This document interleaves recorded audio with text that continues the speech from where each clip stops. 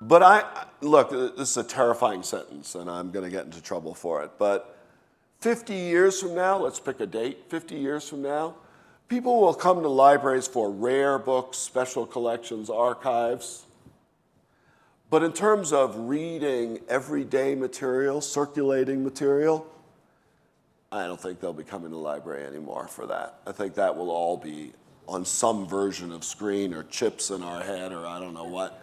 But you know, it's amazing because I still find that I get people writing to me saying, I've been trying to borrow your book from the local library and it's way on a waiting list. Oh, so I don't think we're there yet at all. Yeah, right? so it may, I think, I want to believe that there will always be people who maybe they can't afford to buy a real book and they want to read a real book. So I think that's key, actually. I think you put your finger on it.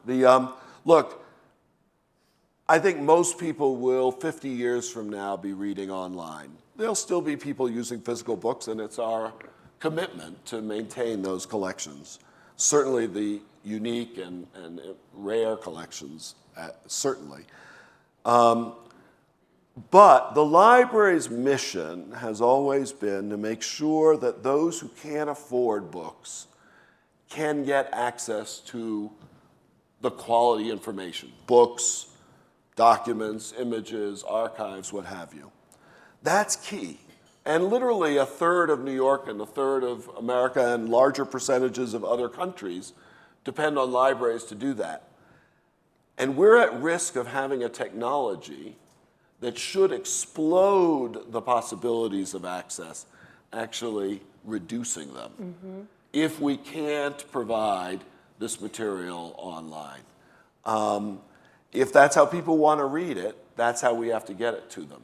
There are financial constraints, there are legal constraints, there are physical constraints.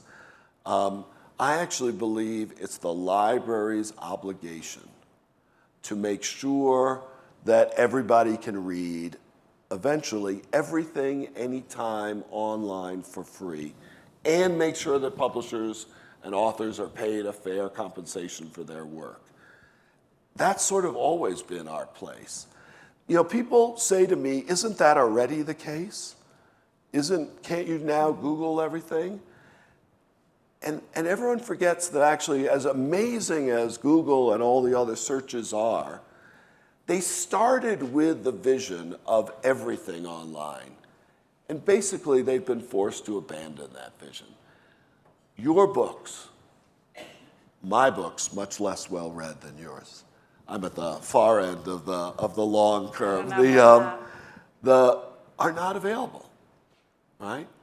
The archives, the maps, the images that we have are not available.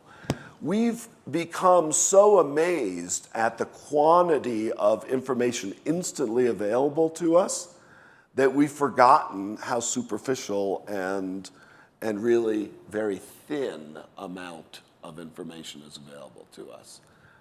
And I actually believe, I know this sounds a little crazy, but it is our obligation because private companies won't be allowed to, the government won't.